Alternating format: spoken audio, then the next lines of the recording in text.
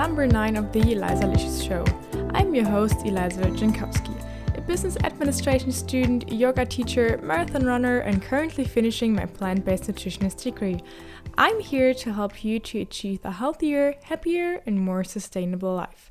I'm also the creator of the Elisa Show Instagram account, where I post delicious and nutritious plant-based recipes. If you haven't checked it out, please do so. That's at Elisa Show over on Instagram. I hope you all had a wonderful week of good vibes, and I'm so grateful that you're tuning in with me today. So let's get started.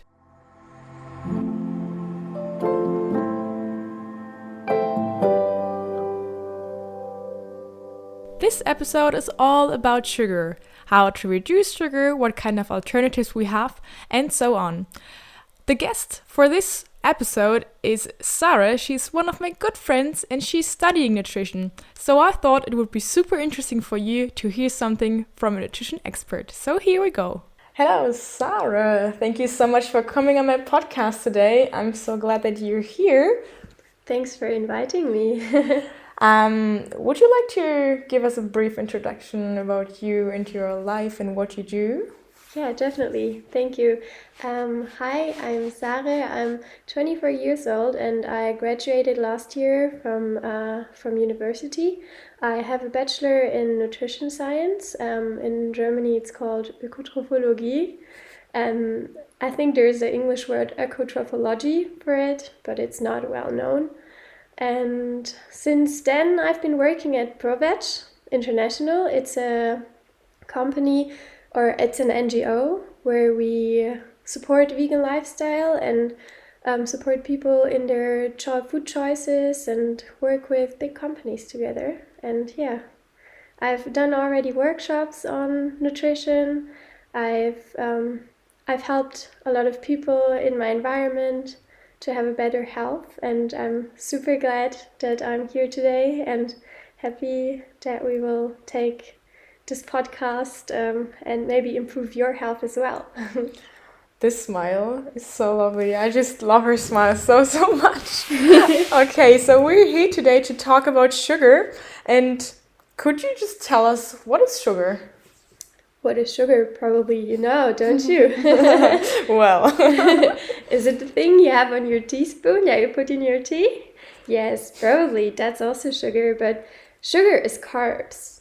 So, the main thing is it's carbs. So, you've heard carbs are not good for you. Sugar is not good for you. Carbs are not the problem, but yeah, sugar is it's a kind of carb, it's a smaller part of it. So carbs consist out of sugars and are more complex sugars. Maybe you've heard about that term. And there's different types of sugars. There's it's called polysaccharides or oligosaccharides or simple ones. And maybe we'll just get more into what's that in your kitchen pantry, what's that. So polysaccharides are made out of a lot of sugars in a row, and they're, for example, starches that are in your potatoes or in your rice, so super easy to see. And you'll figure out it's sugar when you take a loaf of bread and then you put a little piece of it in your mouth and you chew really long on it. The longer you chew, the sweeter it gets in your mouth. It's interesting how your enzymes in your mouth already break up the sugar into different parts, so you taste the sweetness only after chewing for a long while. Yeah, and then we have smaller ones. For example, the oligosaccharides. They are in human breast milk, so if you've ever fed a baby, or if you have been a baby like every one of us, you've tasted that ones as well. Probably you don't remember. They're not as sweet as the disaccharides. They're twofold sugars, or you might know them as a twofold sugar. They're just made out of two simple sugars put together. That's, for example, made out of glucose, if you've heard something like that, or fructose, something that might be in fruits. Yeah, and that's something you can get, for example, from sugar beets. Or lactose is also a twofold sugar, and lactose is, for example, in milk and also in human breast milk. Yeah, So for some people, that's not digestible because they don't have the enzymes, for example. And the last thing, so the smallest part of sugars we have are the simple sugars. These are the monosaccharides, and they're mainly 3 different things. I don't know if you've heard of all of them. It's like glucose, fructose, or galactose. I think we've talked a little bit about it already. But they're super fast in your bloodstream. You maybe have heard, oh, you can get diabetes from these ones. Don't eat simple sugars. They're really bad for your health. And we'll get into that later in the talk, if it's really like that. But what we know from the beginning on, yes, you get blood sugar peaks. And yes, your insulin levels rise high from these ones. But also, they fall really low after that. So if you feel you need something to be better in this exam and you get yourself some sugary stuff to get the energy you need. The dextro energy. Yeah, for example, the dextro energy. You would take that and it will give you the energy for your exam if it's a short exam. But after that, you'll just feel like, whew, oh my God. So I'm super low, I need some food or I need something and you crave it. Yeah. I think this was a really good introduction for our sugar topic today. But when we talk about sugar, is it just like a candy bar that I can get in, I don't know, in a grocery store, or where can I find sugar? I mean, I know that I can actually find sugar in tomato sauce, for example, and that's something that I was actually a bit, surprised that I can find so much sugar in, we call it ketchup, sorry guys, but we have ketchup and tomato sauce, and this was something that surprised me. Is there something else that I might don't think of when I think of sugar? Definitely, I think there is a lot of different things where sugar is hidden. So it's not hiding from you, but maybe it's still in your product, and you might taste it, but you're not sure that you don't know that the amount of sugar is so high in that product. For example, just like you said, in tomato sauce, it's super high in sugar if you don't make it yourself. And you don't even taste that it's so sweet because you have the acidity of the tomatoes. And also what was surprising for me, I found out how much sugar is in oat milk or in other milk or yogurt alternatives. It's just crazy. It's more than 10% of the product. This ones might not be added sugars. It can be added sugars as well. But it's also hidden in fruit juice, for example. We don't think about that. Even if you buy the no sugar added fruit juice, there's still a whole lot of sugar in your products. I think that this is super interesting because when I buy the yogurt with the fruits inside, they don't really taste like the fruits I know. They taste like something super sweet and not really like a fruit. For example, a blueberry yogurt doesn't really taste like blueberry. It's more like a sweet blue thingy that I'm eating, and it's not really like a proper blueberry yogurt. Yeah, it's so true. Most of the times there is no blueberries in there. In Germany, there was an interesting thing we had a couple of years ago. It was strawberry yogurt, just like the typical yogurt you get in your supermarket. And people were expecting to have strawberries in there, but it was not strawberry, but it was rather, how do you call that when you have wood and you like cut the wood? And like the Oh, I know what you mean. You know what I mean? Yeah. I don't know the word right now. I'm so sorry. But instead of strawberries, they put Holzspäne in there. Oh my and God. Then they added a lot of sugar and artificial sweeteners and strawberry artificial flavor. Yeah. And they sold this. And oh my God. That is the usual strawberry yogurt you get. And you're just like, what? I expected to have strawberries in there. Where are my strawberries? But is that allowed? I mean, isn't there a law something? I don't know anything about laws when it comes to nutrition yet, but I think this sounds like something that could harm us. I mean, it's not harmful. So it's maybe harmful for the company now, because oh my God, that's not what I expected. If it doesn't meet your expectations, you're not really keen to buy it again. Mm-hmm. But yeah, there is loss, and if you add in, we have like strawberry, we have 20% strawberry pieces. That's for Germany. I don't know for America, for example, they have other laws. There's 20% strawberry pieces in there. You have to have actually 20% strawberry pieces in there. But if you say this is a strawberry yogurt, I don't think that there is yet a law to say, okay, it has to be this strawberry. Okay, that's really interesting. I didn't know that. And it's also interesting that it's just 20%. Is this for all fruits or is it just for strawberries? It doesn't matter how much percent it is. It's just if someone sells you a product and there is some main thing they want to sell it with, like for example, this is strawberry yogurt, then you have to have the strawberry in there and you have to add how much strawberry is in this product. You can check on the back side. Now, like a couple of years ago, we're so happy to have nutrition labels where they have to add the ingredients, and they go from the highest amount in the product to the lowest amount of the ingredient, and then you can see they have to add a percentage number now. Okay, that's really interesting. I didn't know that.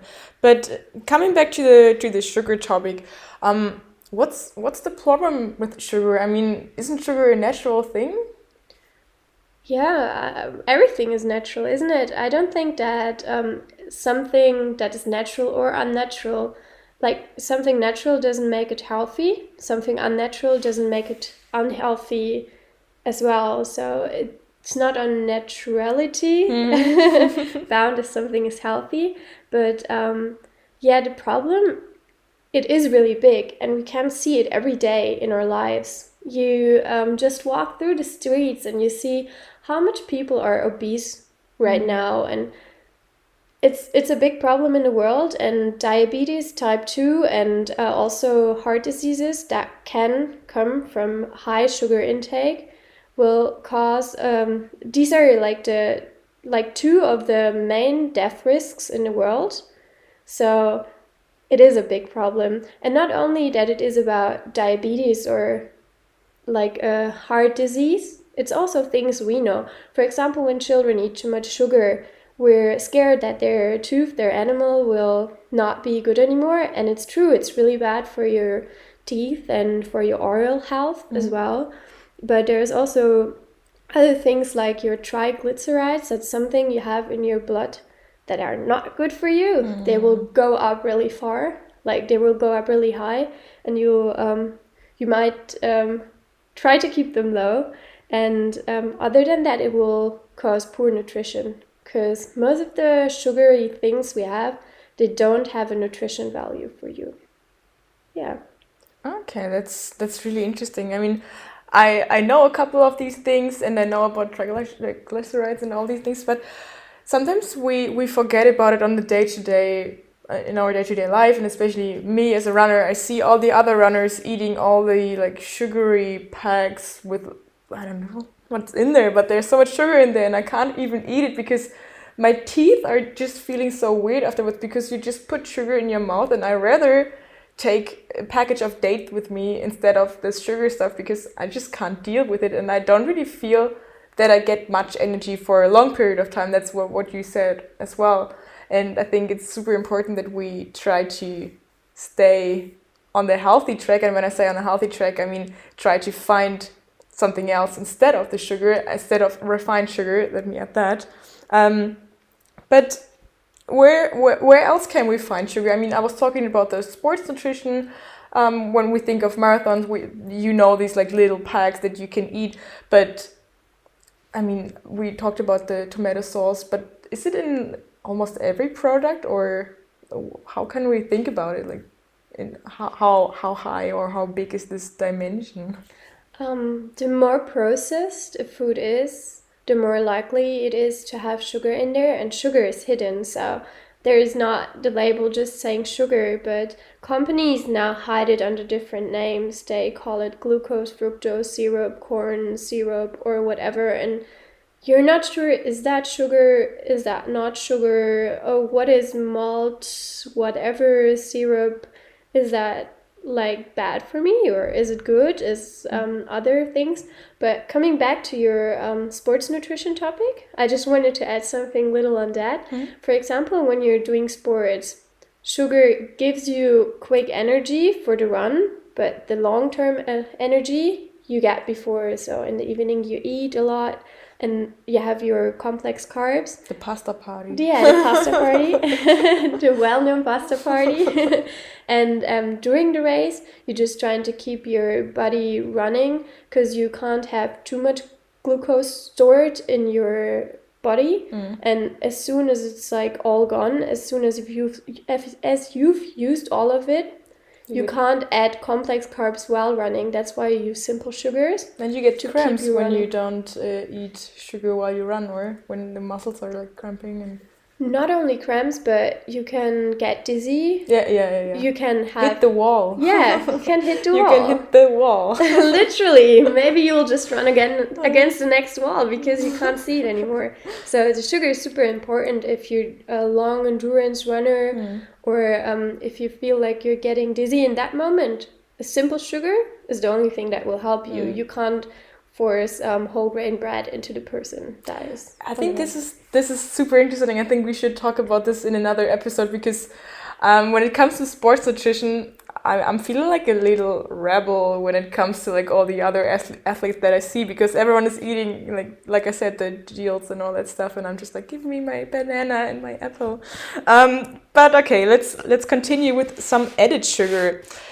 Where is the difference between sugar and a label that says added sugar? Is there a difference? Yeah, I don't know what you mean with sugar and added sugar. You mean like... Well, just when it comes to label, like marketing and... Oh, okay. Yeah, I get what you mean, that a lot of products, like a lot of companies come to us and they label their product with no added sugar or sugar-free or healthy sugar alternative or whatever. Yeah, there is... It's not better. Like, let's say it like that. It is a difference if the sugar is in the fruit, for example. So if you have the whole apple and you eat the whole apple, but as soon as you extract it out of something, you get away a lot of the important things from the apple, for example, the fiber and like the whole apple, the fiber and the carbs, you only get the juice out of it, what means at the end you only have the sugary, watery part in it. And for syrup, for example, we just cook it so long so that even the water gets out, so it's even more sugary, what is super tasty, but not really good for your health. So a no added sugar doesn't mean your product is for sure sugar-free. So you still have to check the label and see, okay, how much sugar is in my product? And if it's a highly processed product, you might not want to eat it anyway. Oh, that's really interesting, because when I think of syrup, it's just like, you know that you're supposed to take like just a little tiny bit, but we all know that we take much more. When I was younger, I always wanted to add more, and I was like, Mom, is this okay? And she was like, no, this is way too much. But I thought, well, that's fine, it's sweet, it tastes good, but we sometimes forget that it's actually not the healthiest thing to do, even if we like it and even if we like sweet stuff. But why do we add sugar? Like, do we have to do that, or is it just a marketing thing? Do we want to have cheaper products when we're a company and try to sell our products, or how can we?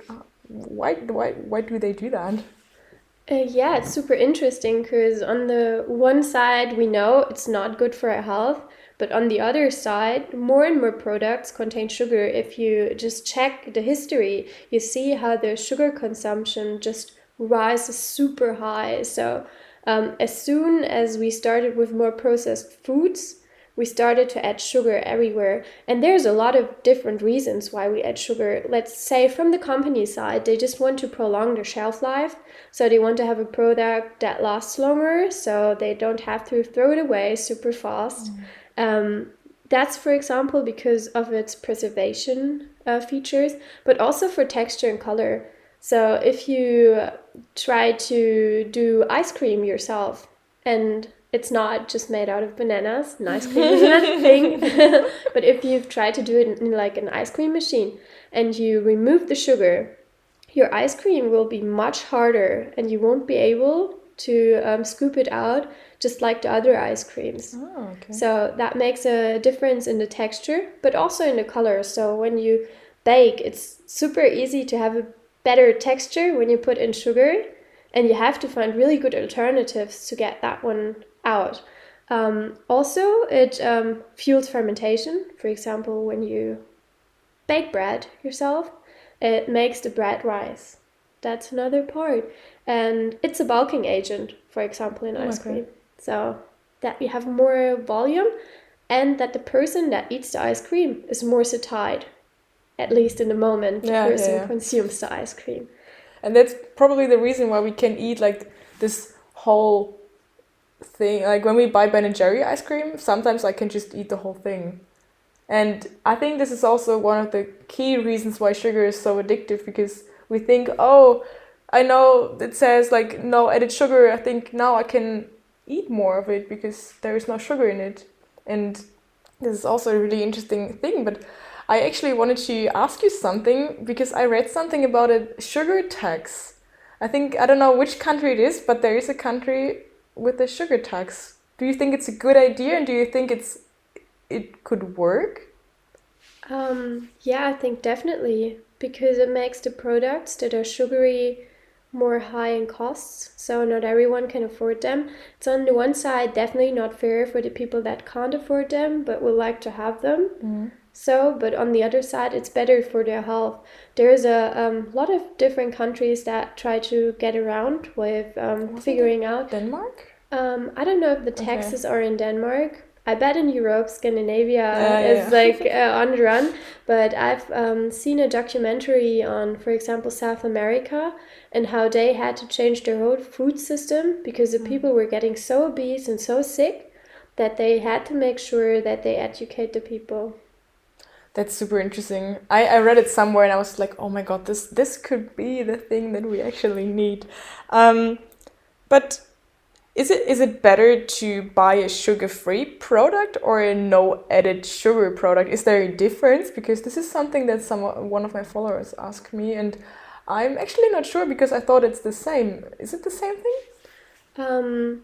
Yeah, as I said before, you can't really go on the no added sugar or sugar-free label. For example, sugar-free can also mean they have a sugar alternative. I was in an ice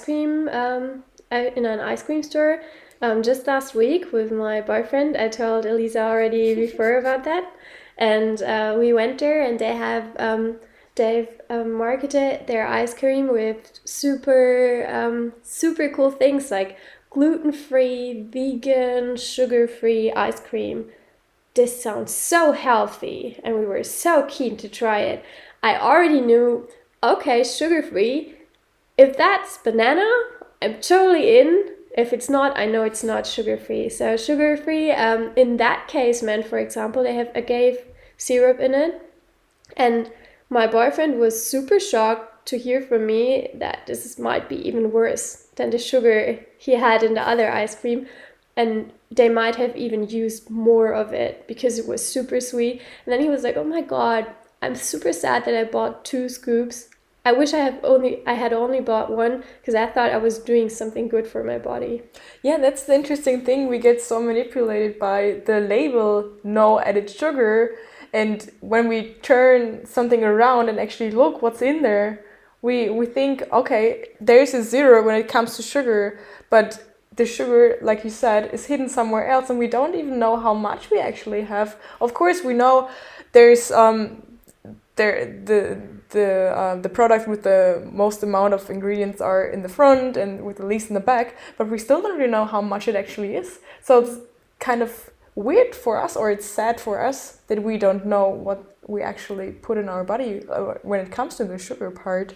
I would also add on that for the labeling, no added sugar or sugar-free could also mean they have artificial sweeteners in there. Could mean a lot of different things. So you should check on the product itself. Doesn't mean artificial sweeteners only because they don't have any calories are better for you. For example, your Coke might have on top 0% sugar but 100% taste. That's just the advertisement we hear all the time, but doesn't mean that's much better for you. Yeah, sure, it might not cause weight gain because that product doesn't have the sugar, but we already know that some studies figured out that you're then more likely to overeat after drinking your sugar-free artificial sweetened Coke. So that's also a part. Okay, so to summarize this added sugar topic, why is added sugar a problem? Added sugar is a problem because it might be hidden, so you don't think there might be sugar in it. For example, in your tomato sauce, where you're super shocked that maybe 80% of your food is just sugar. Also, that added sugar is added in all the processed foods nowadays, and it causes... It's not just the process. We call it processed products, but it's actually ultra processed. So it's not just a processed thing. That's something I read in the last couple of weeks somewhere, and now it's like, wow. When I think of ultra, I'm thinking of ultra running, and that's a lot. But when I think of products and that's ultra processed, I think this is actually a really bad thing.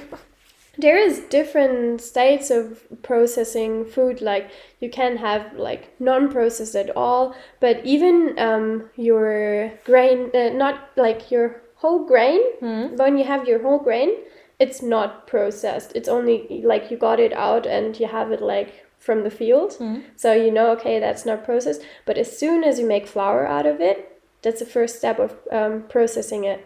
So processing has a lot of different stages where at the end, the ultra-processed products could mean that there's nothing like you would find it on a field. So there's like sugar and like a lot of industrial working on it to get it into a product. I think a good example for this one is flour, because there you actually see the type and there's a number behind it. And if you're interested in that topic, you can check it out, because the number behind the flour tells you how processed the flour actually is. And I think this is something really interesting when it comes to nutrition, because you lose a lot of nutrients and a lot of the wholeness of this product when you process this more. And there you can actually see what's actually happening with this product, or with the flour in that case. But coming now to the alternatives, what could I use instead of sugar when let's say I would like to bake something? What could I use? Do you have an idea? There's a lot of alternatives instead of sugar. The first thing is, do you still want to keep the sweetness in your goods? Like, do you want to have a similar taste, or are other tastes okay for you as well? You could, for example, go with, how is it called? Smashed apples? Oh, yeah, applesauce. Applesauce, yeah. Yeah, exactly. You could go with applesauce in your baked goods. We have them, like, for example, when you do vegan baked goods, you most of the time substitute also eggs with it. This is also sugary, so don't get me wrong. Most of them also have added sugars in there, so you should take care that you take the applesauce with no added sugar. Yeah, in Germany we call them not applesauce, we call it like apple mark.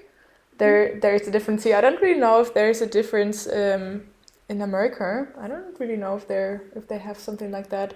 I just know that we have the same thing with peanut butter. When it's called peanut butter, then we have oil, sugar, and salt in it. But when it's called peanut mousse, then it's without anything most of the time, I think. Yeah, that's right. You're right. Yeah, I think that's such a super interesting topic. But I also like to use banana when it comes to baking, or dates.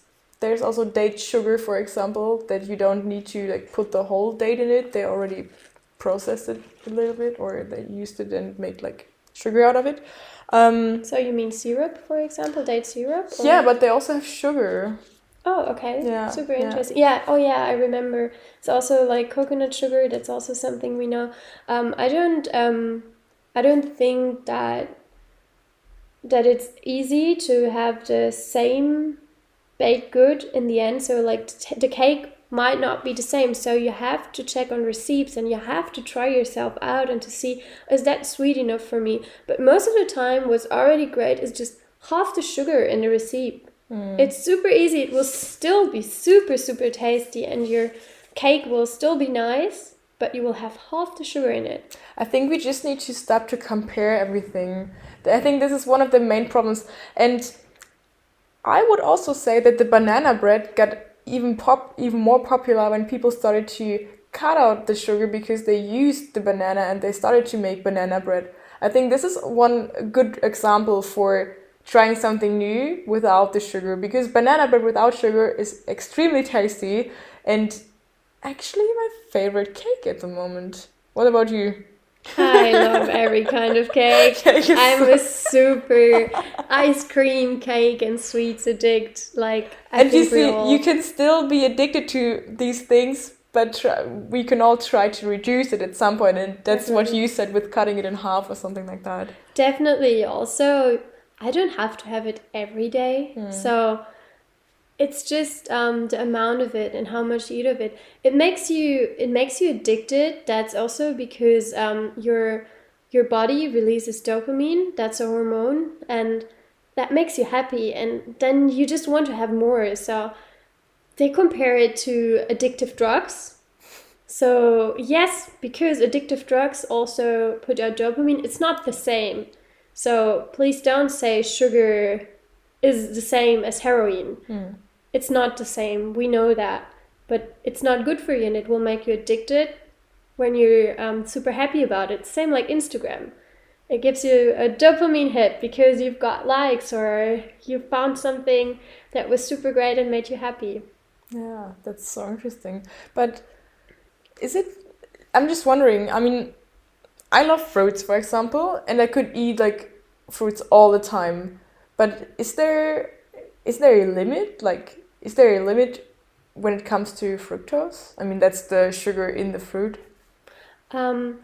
Yeah, we have to look on that a bit closer. Fructose can be also, like, we can also take it out of the product and have the fructose. That's really bad for your body. Like, that's the part that rises your sugar blood levels super high, and that makes alternatives sometimes even unhealthier than the usual sugar, the table sugar we know. So you have to take care if it's the fructose you mean that is in the product, or if it's without the fiber content and without the vitamins and minerals you have in the product. So yeah, if you have the fructose in your whole food, go for it.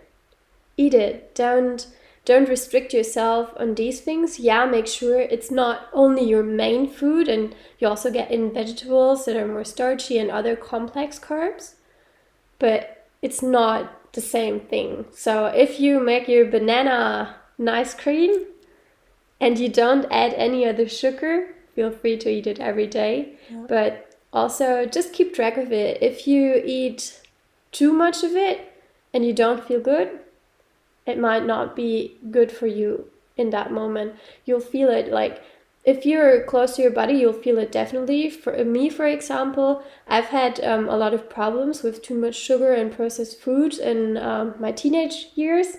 So 10 years of improving, I figured out, oh wow, I don't digest it that well, and my blood sugar levels rise super high. And in the mornings, I feel super bad when I eat sugar late at night. For example, what helped me is to eat my sugar straight after my meals. So I have my dinner, and if I want to have chocolate, I would have it straight after dinner and not give it too much time in between, because your body digests it different if you eat it together with the whole meal and your complex carbs. So even that is a difference. Yeah, and it's also good to give your body or your gut pause for a couple of hours, especially when you go to bed and you know, oh, I just had a piece of chocolate before I went to bed. There is you put something in your body, but you actually wanted to have this kind of like time restricted eating, and you have something in your gut, so your gut can't really rest at some point because there's always something to do, and we all need some rest, so our gut needs some rest too. And I think this is really important to keep in mind, that we be kind and watch out what our body, or listen to our body and what's trying to tell us. But coming back to the marketing thing, do you think that marketing is manipulating us? Because I would say they do. Yes, I would say you're so right. I think a really interesting thing was when we at university back then compared different labels of cereals, and they marketed a lot of cereals only for kids. So these were like child cereals, healthy, with iron, with this, with that.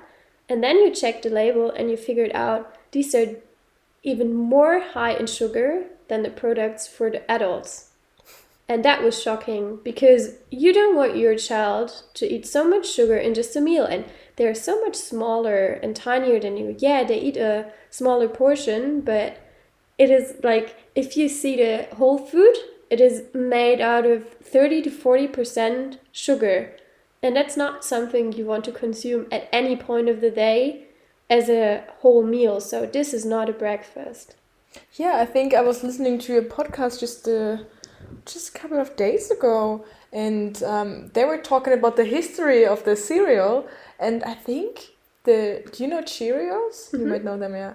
I think this is one of the worst brands when it comes to to nutrition for kids, because I think I'm not sure if they started this whole thing, but I think they were a key a key leader of this whole sugar breakfasty thing. And I mean, when you think of your kid, you want to give him like the best nutrition, that they can sit in school and learn something, but you sometimes forget that you actually give them something with so much sugar that they actually they are not really able to concentrate, because the sugar level falls down.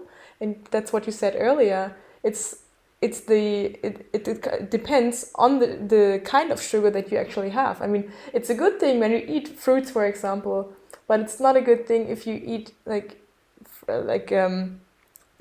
sugar in your like Cheerios without fruits, for example. Or I mean, it's not good to eat Cheerios in general. You should eat oats, but just the fact that sugar in the morning is, I mean, it's really hard to say that it's a super bad thing, because it's better to eat sugar in the morning than at night. Mm-hmm. But still, if you want to work and if you want to go and concentrate in school or at university, I think it's the worst thing you can do to have sugar like in the morning when you try to concentrate for the whole day, because you get sleepy and you can't concentrate.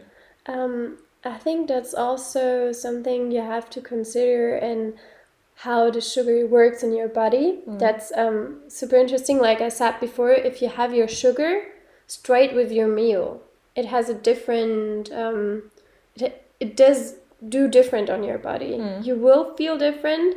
Maybe if you're not a person that really keeps track of that, you won't really realize it in that moment, but it will have a different effect on you, and we know that. And so it means when you have your sugar separated from the good stuff in the morning, your blood sugar levels will rise high. If you have only your fruit, you will not be satiated really long as well. You need something else to make it a whole meal. You need the fat, you need the protein, you need the complex carbs to make this a really good breakfast. But I've seen your breakfasts on Instagram and I know they are great. So yeah, no, I was just thinking about like the typical Western diet, because that's what you said earlier. When you think of the grocery store, like this whole cereal, how do you call it? Like when you go to the grocery store and you see the row with the cereals, it's like full of like this. Yeah, the shelves. Okay, Jesus. you just see like all these colorful and jumping rabbits all over the place on the packaging, and everyone is super active. But you're not that active because you can't be that active because of the sugar, and you need nutrients to work, and you don't really get anything from it. And I think it's so crazy that these shelves are so huge and packed with crap. Yeah, that's back to the marketing topic. Super interesting. We didn't have any recommendations on how much sugars kids should have from the beginning onwards. Like everything developed time by time. But for example, now we say don't give kids until the age of 2 years any kind of sugar. Don't give them sugar. Like if they have it in food, if you have a baby and you give them a tea and you put a little bit of sugar in the tea, the baby will stop drinking breast milk because it gets addicted to the more sweet tea thing, and it will not, like the breast milk will not be sweet enough anymore at that moment. So you're trying to keep the sugar away from the children, and then the regulations say, for example, eat less than 10% sugar of your whole daily intake. And yeah, that's still a lot. It's still a lot, and most of the people even go over that. So we see that like the amounts of sugar people take related to their caloric intake a day are even higher than the recommended 10%. And for children, this is even more important. You have a lot of the children are fuzzy eaters. They're like, no, I don't want to eat that. I just want to have chocolate, but no, I don't like that, and I don't like vegetables. So much sense now I actually understand when you think of children and they're just like, no, I'm not hungry. I'm not hungry. I just want to have my chocolate. But now, I mean, of course, I know how sugar works and everything, but actually now I see the big pattern that you actually kind of train your kid to become this sugar monster, like. And you don't train it. It's the label that is super colorful, and the child is like, oh my god, that's my favorite TV series, and I want to have that Cheerios because I like this or that logo, or the Paw tiger. Patrol. or the tiger is super cool, or how, for example, another big brand was in TV and like just made you think, oh wow, that's a super cool product. I want to have the click and lick lolly, or just things that are super cool for kids to do. But you can do that with healthy food for your kids too. It's not as easy because there is not a huge marketing sugar industry behind the product you give your child.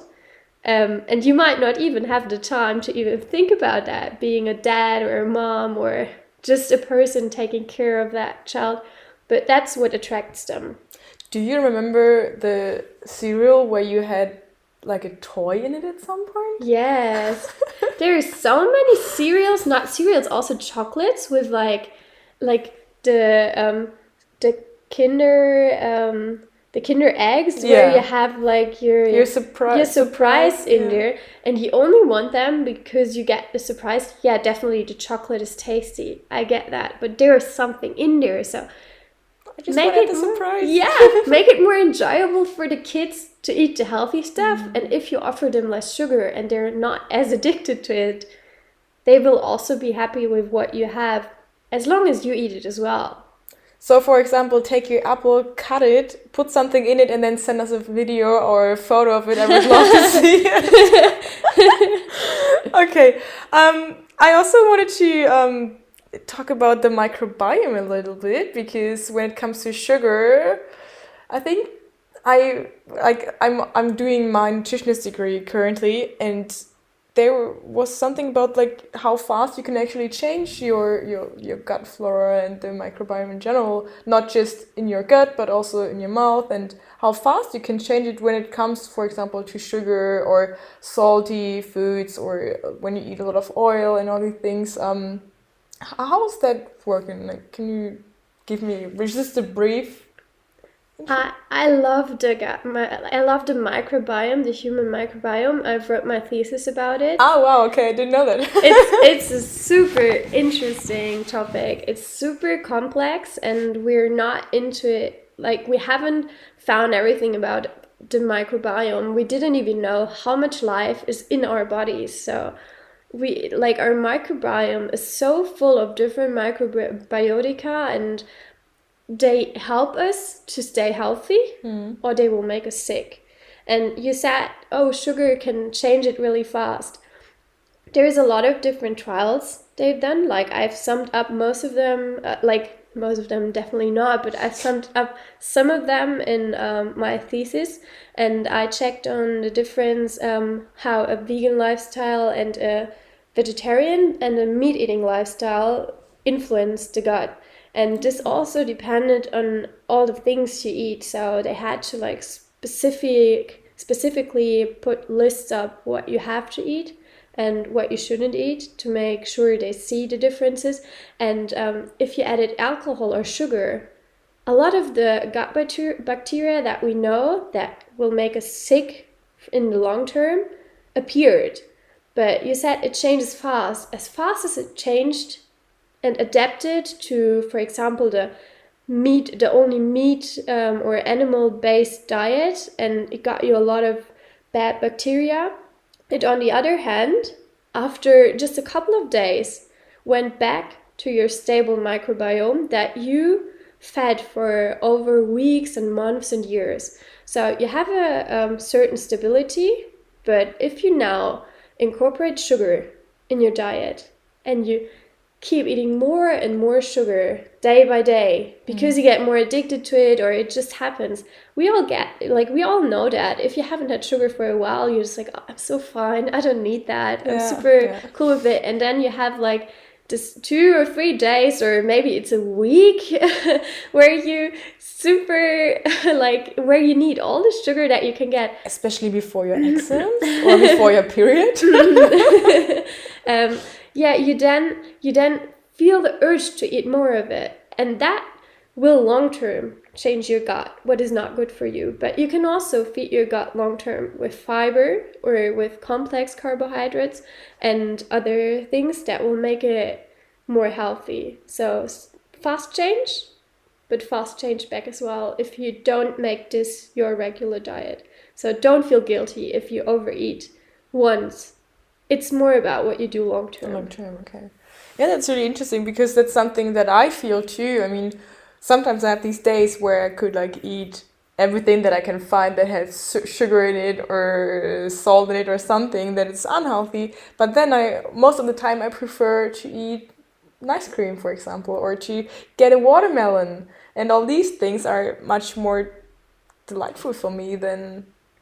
Okay, no, I would say a Bilderbar, but the Bilderbar is my guilty pleasure. But I mean, just sugary stuff in general. So I think that's what you said. We also need to just see the long-term effect on our body, and we need to listen to our body, what we actually want and how we want it and how we feel. Because when we don't listen to ourselves and when we don't listen what we actually want and what we actually crave in the moment, then we sometimes take the worst thing that we could take, for example, a sugar bar or something with a lot of salt or oil. And I'm saying salt and oil because these are also like trigger, I wouldn't say nutrients, but trigger products that can change our eating habits really fast. But getting back to that, what you crave, you also make what you crave. Yeah. So that's also related to your microbiome, which is super related to your brain and gets you back to response. Oh, I want more of that.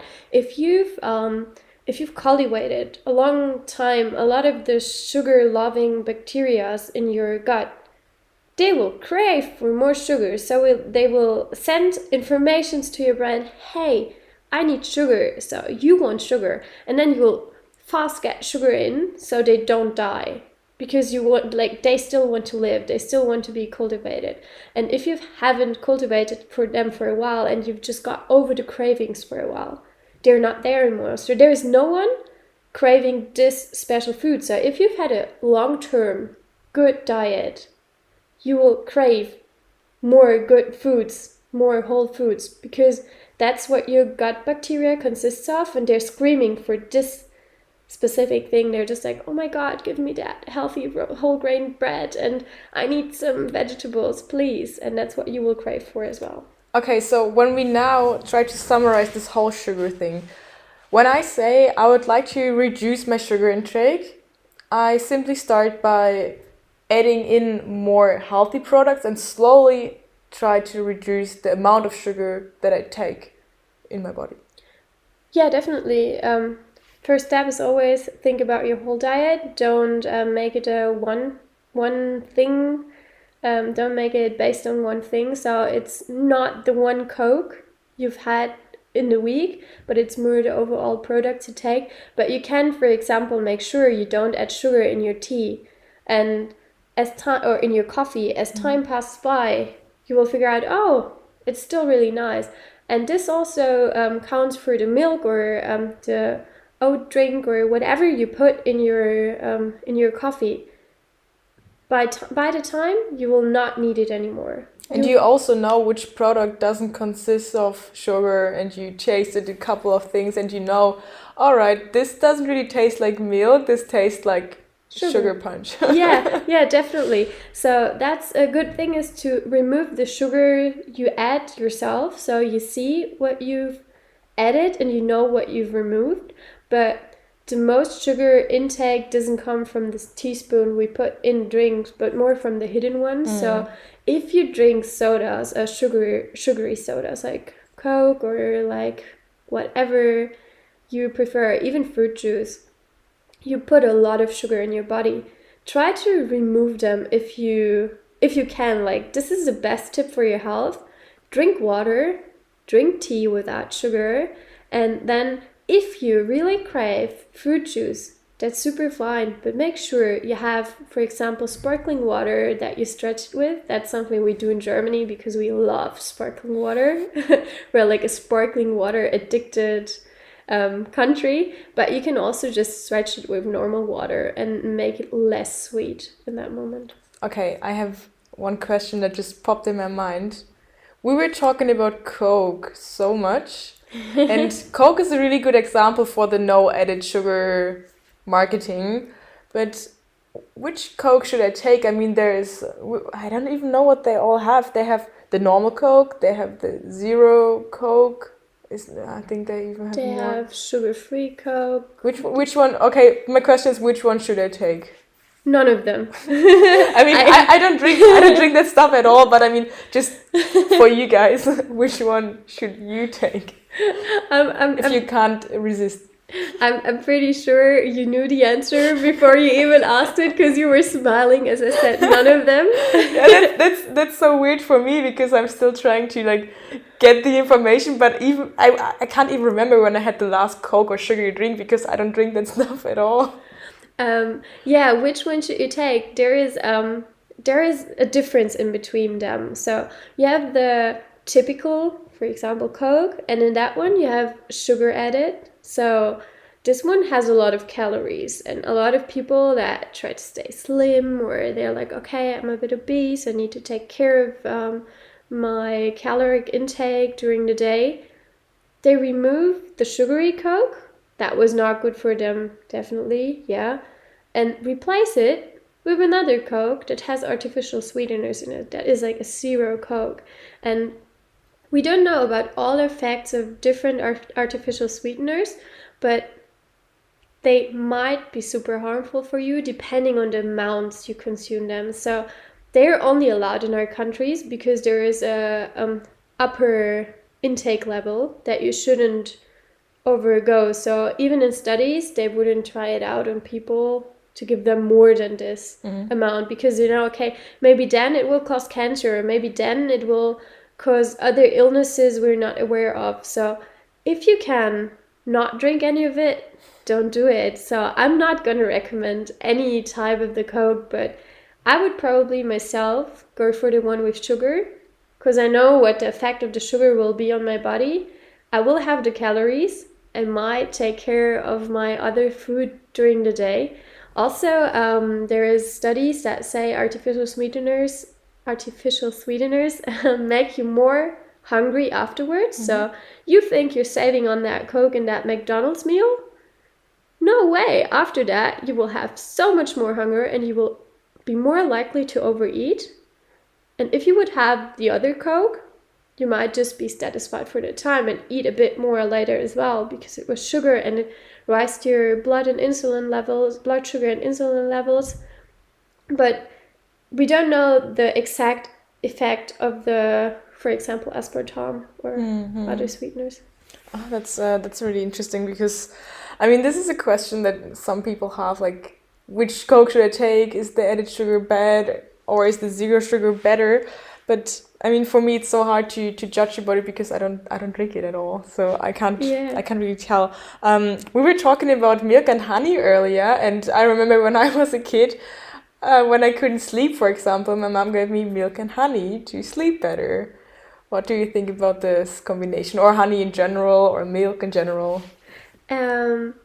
Yeah, we'll not get into the vegan part of the milk. I'll try to keep that one out. Let's say that. Oh, no, just the health part, maybe a bit Yeah. for example, when you're sick and your throat is aching, or how do you say that? Yeah, I think that's when it's itchy, or when you're just like, oh my God, I don't feel good, I need something. Oh, yeah. And then mom is like, yeah, here's your hot milk and here's your honey, but she would never put sugar in it. Like, why should she give you milk that is already sweet and put sugar in it? Because she's meaning well, like, she wants you to be as well as you can be, and she wants you to be fit again as soon as possible. But putting the honey in the hot milk will make everything just a sugar. So there is antioxidants in your honey, and there is other things in your honey, but when you heat them up, they're all gone.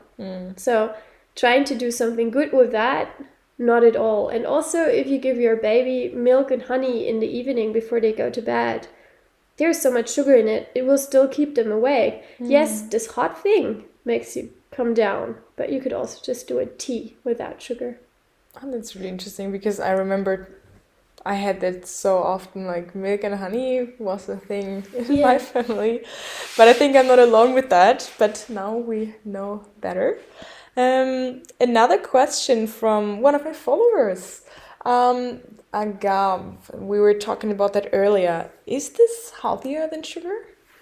Not at all. As you remember, I had the story with my boyfriend in the ice cream place, and he was like, "But is that healthier?" And I told him, "No, it's not. It's not necessarily healthier. We know that it also raises your blood sugar levels high." And let me get that here. I have written down something for you. They do say it has a low glycemic index. Yes, but as it is made out of a lot of fructose, and we talked before, if it's isolated fructose, that's even worse for your body. It is not healthy for you at all. So try to avoid it. Agave is not the healthier alternative to sugar. Okay. So what about dates? Are they good? Because I'm in love with dates.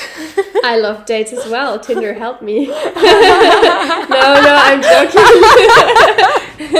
I didn't get it in the first place. I was like, oh no. No, dates are great. Yeah, okay. Enjoy yourself, girl. But yeah, I know what you're talking about. Yeah, you have a boyfriend, come on. I'm just kidding.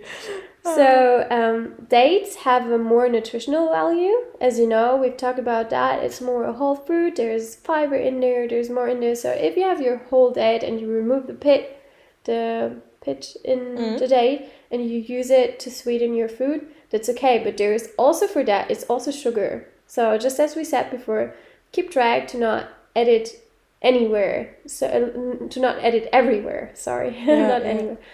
So to make sure that your sugar intake during the whole day is not super high, so you don't have the rising blood levels that will give you energy highs, but energy lows as well. To make sure you're like in a stable way. But dates are good, because I think I have something in mind. Let me just get everything together. The amount of antioxidants in dates are really high, isn't that right? And isn't there also calcium in them? We have potassium, protein, vitamin, and fibers in them that are positive for you, and the amounts of antioxidants are even higher than in maple syrup. While, for example, Canadians are like, oh yeah, my maple syrup, I need that one. So there is nothing better than that. Yes, but dates have even more antioxidants. Okay. So that's the good part in the dates. But in the end, it's still sugar. So if you need to sweeten something, choose the dates. Okay. And we're talking about the fruit. Okay, now the question of the question. What's the healthiest alternative? In my opinion, it's dates. Science-based, it's probably try to avoid a lot of it. And if you do so, try to take whole foods also, like dates. You need to figure out in what you want to put the sugar in. So a date won't make you super happy in your tea. You probably should just adjust and lower your levels until you adapt to it. It's just the same with salt. You know that if you haven't used salt for a while, you feel everything is oversalted at other people's places, and you're just like, ugh, like why do they put so much salt in it? But if you've used a lot of salt and the amount just goes up and up and up, you'll just be like, oh, I need a bit more salt in that. There's no salt in that. Like, why do they have so saltless meals? And the same is with sugar. If you have a little bit of sugar in there, you'll adapt to it, and you'll feel like, oh, I don't need that much sugar. Like, I'm super happy. Wow, that is like super sugary. I can't eat that. And if you always have a lot of sugar in there, you'll be just like, I need more sugar in my tea. Like, I can't drink it like this. This is not nice. But in the long term, you will benefit from removing it. So healthy alternative is dates, for example, and try to avoid, for example, high fructose or high fructose corn syrup or other things. They're mostly hidden in your products. And yeah, we talked already about agave. I'm not sure. I'm not sure either. I'm just saying what I want to say. But I hope people understand what I'm saying. Okay, try to avoid that as well. And then we have also, for example, coconut sugar. I know a lot of vegans are like, oh yeah, coconut sugar, that's so good for your health because there's antioxidants. Is there a difference between coconut sugar and coconut blossom sugar? I don't know if there's a difference. Yeah, yes, definitely there must be one because one is out of the blossom. Yeah. But I think it's just the short term of coconut blossom sugar is coconut sugar. So it's still sugar, and it has a lower glycemic index, so it makes your blood levels not rise high that fast and fall down that low. So that's something. Through the inulin content, inulin is something your gut bacteria love, like the good ones, so they're happy with that one. But it has a few nutrients like iron or calcium or zinc or potassium that were the ones you were also looking for in the dates probably.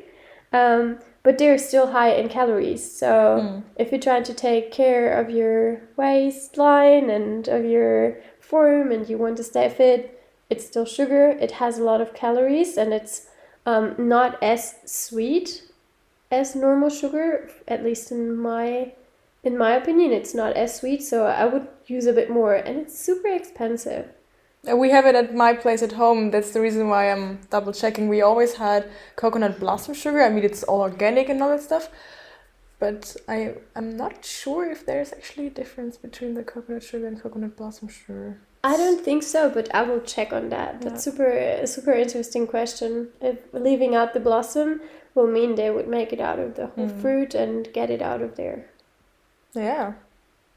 Is there anything you want to add? Because I always have 3 questions for every visitor in my podcast. Is there something else that you want to say about sugar or yourself? Definitely. I still have 2 I would get into. Yeah. Maybe you've heard of stevia or xylitol. I don't know how to pronounce that rightly in English. I think that's all right. Yeah. I hope you guys get what I'm talking about.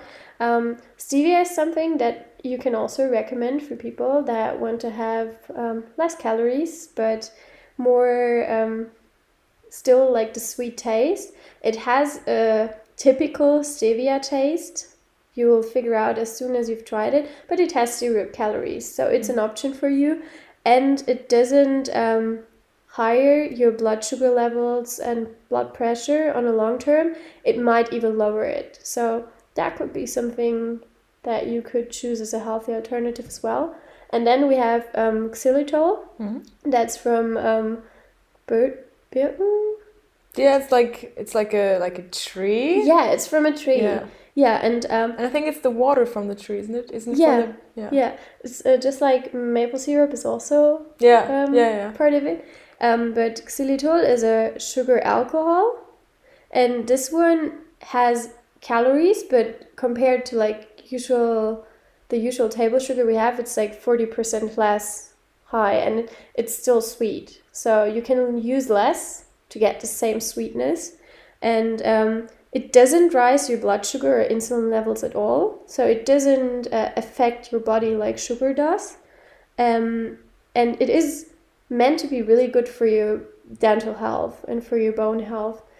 I don't know exactly what makes it so good for your teeth, but I know that people even have toothpaste based on it. Oh, really? So like the main ingredient is that keeps your teeth healthy. So that's also an interesting alternative, but if you have a dog, that's highly toxic for dogs. So make sure your dog doesn't get any of it. It's super bad for them. And isn't there something with I think there are like gummy bears out there, and they say you're not supposed to eat more than 8 of them, because if you eat too much, everything will come out really fast. I know what you're talking about. So if you have problems with your digestions, maybe eat more of them, and then you have some release. Well, no, you should eat prunes for that one. We're trying to give them like the whole... true, definitely. Don't go for them. Don't go for the candies. Yeah, but when you have sugar alcohols, they can make your gut go crazy. So they are also in high amounts. They will get you to have a really fast digestion of your food straight away. Yeah. Okay. So that's something you can take care of. That's even with chewing gum and with other artificial sweeteners. Some of them have it on their back label that you should take care that you don't eat more than recommended of these ones. So that's, for example, that's something that happens when you don't have the usual sugar, like the table sugar, but you have the alternatives. All right. Now I need to ask you some questions about you. So first of all, where can people find you? Is there something, Instagram, website, or an email? I have only my personal Instagram at the moment. You can still follow me on there. It's Sare and is it a down slash? I think so. Underslash? Yeah, underslash AKY. I will tag that in the show notes. You can check it out there. Yeah, and I also have a professional one I'm trying to build up at the moment, but I haven't done a lot with it yet.